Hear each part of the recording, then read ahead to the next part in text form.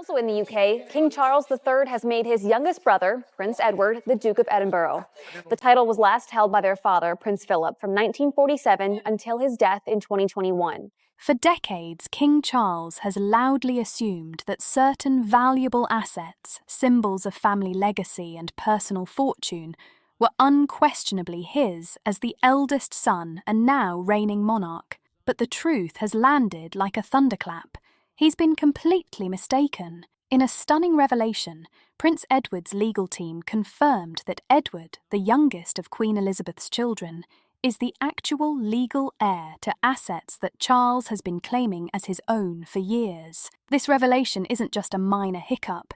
It has ignited a firestorm inside the royal family. We're talking about a clash of family pride, legal authority, and massive financial stakes. This isn't some idle gossip about sibling rivalry or old-fashioned family tradition. We're staring at a situation bristling with lawyers, thick documents, and irrefutable legal proof. Edward has the receipts, literally, while Charles has been relying on decades-old assumptions that have now crumbled under the weight of the law. What's unfolding is a full-blown legal and financial upheaval in the House of Windsor, a drama so raw it could fill tabloids for years. Brothers are pitted against each other, the king himself now in the awkward position of being challenged by his younger sibling. For years, Charles has gone about his royal life as if the inheritance was his by default. The eldest son, the Prince of Wales, and now the king, he assumed certain estates, treasures, and financial assets automatically belonged to him.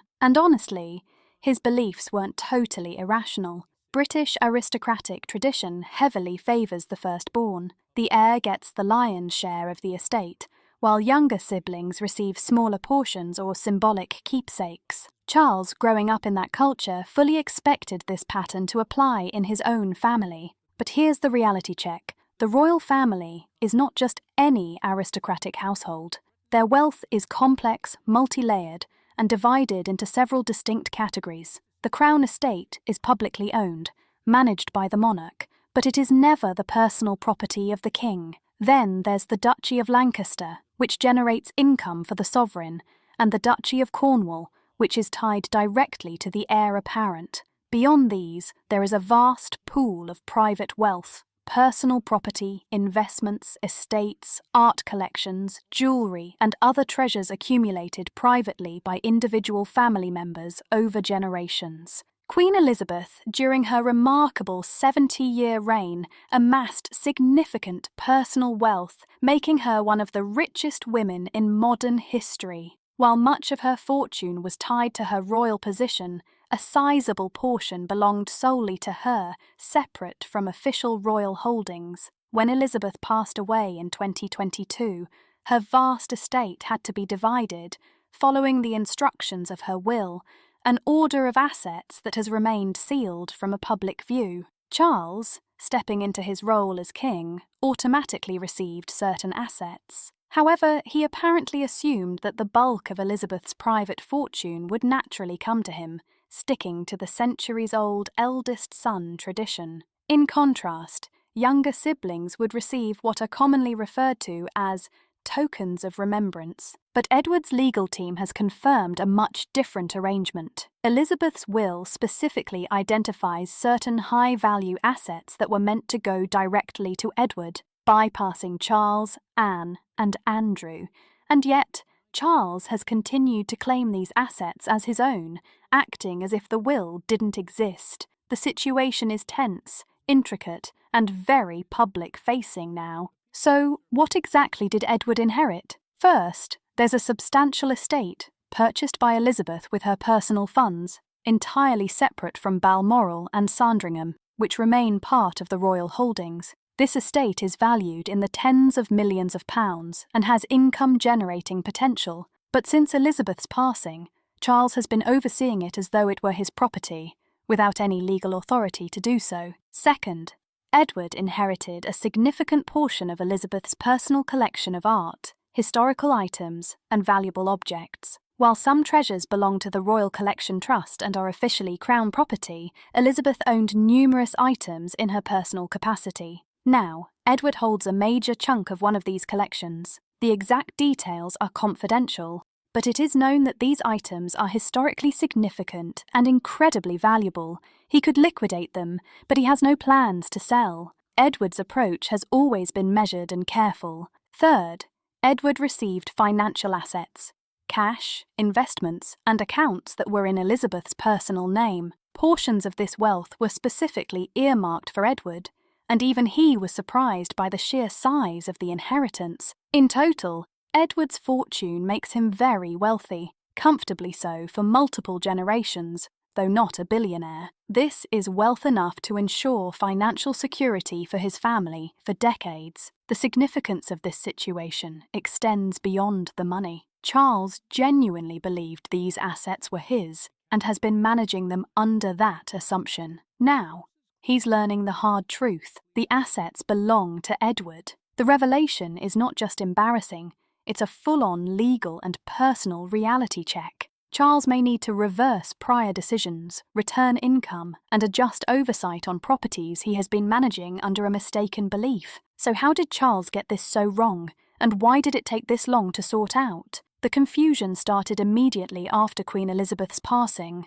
The main focus for the family and staff was the transition of power. Charles became king. State ceremonies and funeral arrangements took centre stage, and inheritance matters were temporarily sidelined. Royal wills are sealed, and even immediate family members may not know the full details until the executors finalise distributions days after a death. Charles, relying on tradition and custom, assumed the usual eldest son inheritance rules applied. He started treating assets as his own, and his staff, out of respect, or perhaps fear, followed his lead. Meanwhile, Edward took a quieter path. Aware of his mother's wishes through the executors, he chose not to assert his legal claim immediately, prioritising grief and discretion over confrontation. Months went by while Charles continued managing assets that were never his to control. Edward's legal team, however, was diligently documenting all discrepancies,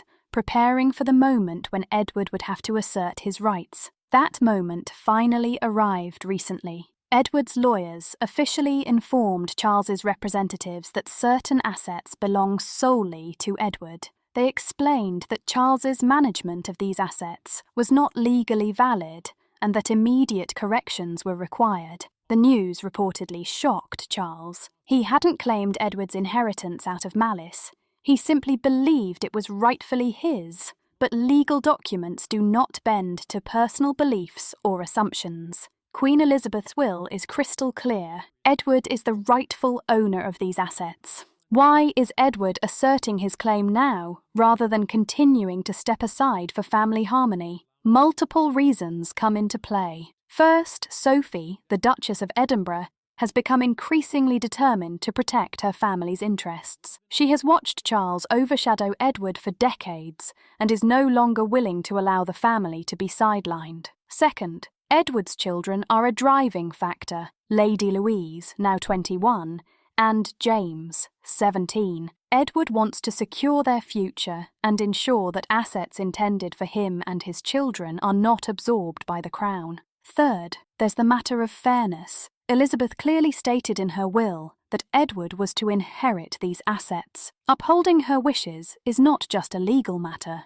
It's a matter of honouring family justice and respecting the intentions of a beloved matriarch. Edward has lived most of his life quietly, deliberately avoiding scandal and media attention. He has fulfilled his royal duties without ever seeking the limelight or courting controversy. Married to Sophie in 1999, he has 2 children and is widely regarded as the most stable, least dramatic branch of the Windsor family. When Prince Philip passed in 2021, there was a widely held expectation that Edward would inherit the Duke of Edinburgh title. This had been discussed and agreed upon years earlier. However, King Charles delayed officially granting the title, creating uncertainty around Edward's status and subtly undermining his position within the family. This delay may have contributed to Edward's decision to finally assert his inheritance rights. Now, with the revelation about his inheritance, Edward has discovered that his mother left him far more than he ever anticipated. More importantly, he has learned that Charles has been claiming assets that were never his to begin with. This isn't just about money, it's about correcting a long-standing misunderstanding and restoring balance within the family. Sources close to Edward suggest multiple motivations for his assertiveness. First, Sophie's influence cannot be overstated. She has watched the power dynamics in the family for years and is committed to ensuring that her husband and children receive what is rightfully theirs. Second, Edward is thinking long-term about his children's future. Lady Louise is now 21, James is 17, and Edward wants them to inherit assets that secure their independence and opportunities. Third, Edward is motivated by fairness and respect for his mother's intentions. Queen Elizabeth explicitly wanted Edward to have these assets, and he is now acting to ensure that her will is properly honoured. In the end, the issue comes down to more than money or family squabbles. It's about justice, legal clarity, and fulfilling the wishes of one of the most respected monarchs in British history. For Edward, this is not a battle for greed. It is a responsible step to uphold what his mother intended. He is acting with measured caution, yet with clear determination, ensuring that the wealth and legacy she entrusted to him are fully recognised and protected. Edward's move to assert his legal rights against King Charles is rooted in one indisputable truth. Allowing Charles to continue claiming assets intended for Edward would directly go against their mother's explicit wishes. Beyond the legal necessity, there's a deeper layer of personal frustration. Edward has long endured delays and disappointments, from the postponed granting of the title of Duke of Edinburgh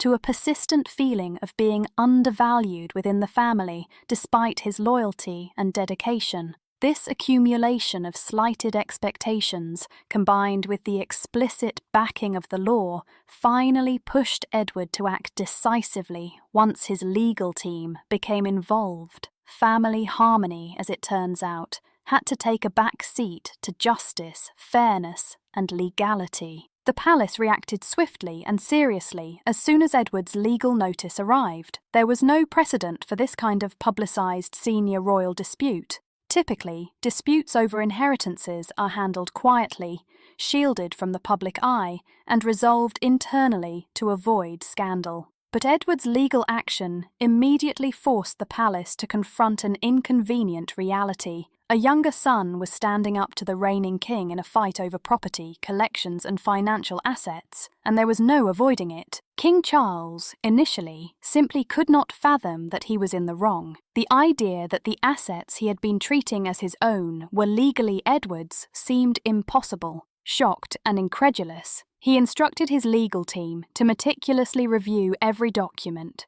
searching desperately for any technicality, loophole, or error in execution that could validate his long-held assumption. Yet the truth, as it so often does, was unyielding. Edward's claim was rock solid, backed by clear legal documentation. There was no room for dispute. Charles had been acting without authority, unknowingly infringing on his younger brother's rightful inheritance. Next came the palace's attempt at negotiation. Advisors reached out to Edward's legal team, hoping to find a compromise that could quietly resolve the matter. Suggestions were floated. Perhaps Edward could accept assets of equivalent value, or the family could arrange a discreet solution that avoided media attention. The hope was simple: resolve the matter internally, maintain the public image of a harmonious monarchy, and prevent headlines about a feud between royal brothers. But Edward's response was decisive, clear, and, for the palace, entirely unexpected. He insisted on receiving exactly what had been left to him by Queen Elizabeth. No substitutions, no compromises. Edward believed, with unwavering conviction, that his mother's intentions should be honoured precisely as she had written them, without bending to accommodate Charles's convenience or ego. This steadfastness marked a profound shift. Edward, historically quiet and non-confrontational, was now fully asserting himself. He was sending a clear message: legality and fairness could not be ignored, even within the most traditional royal family. Charles's reaction progressed quickly, from disbelief to anger to reluctant acceptance. He came to recognize a simple truth: a legal battle with Edward would be catastrophic for the family's reputation. Tabloids would feast on the story of brothers at odds over estates, art collections, and financial assets. The polished public image of unity and stability would collapse overnight. Faced with the facts and the threat to the monarchy's image, compliance became his only viable option. He may begrudge it, resent it, and feel frustrated, but legally, Edward had the upper hand. The process of transferring assets is already underway. Estates, collections, and financial accounts that Charles had assumed control over are being legally returned to Edward, the rightful owner. This is not a simple, overnight task. Legal transfers of such magnitude require extensive valuations, tax considerations,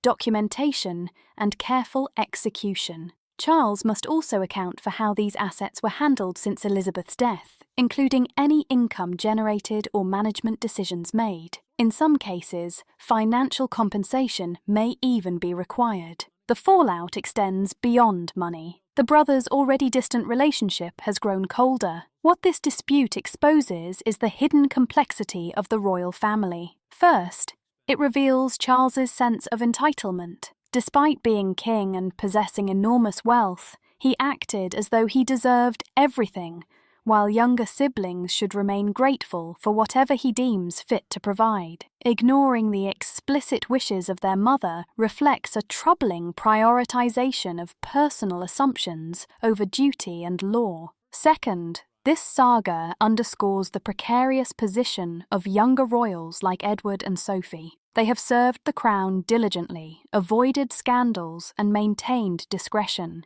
Yet they had to engage lawyers to fight for what was rightfully theirs. This treatment, loyalty met with assumption of subservience, raises serious questions about the values and expectations within the monarchy. Third, the dispute exposes that even the late Queen's will is not automatically respected. While Elizabeth's wishes were clear regarding Edward's inheritance, Charles initially disregarded them. This prompts larger questions.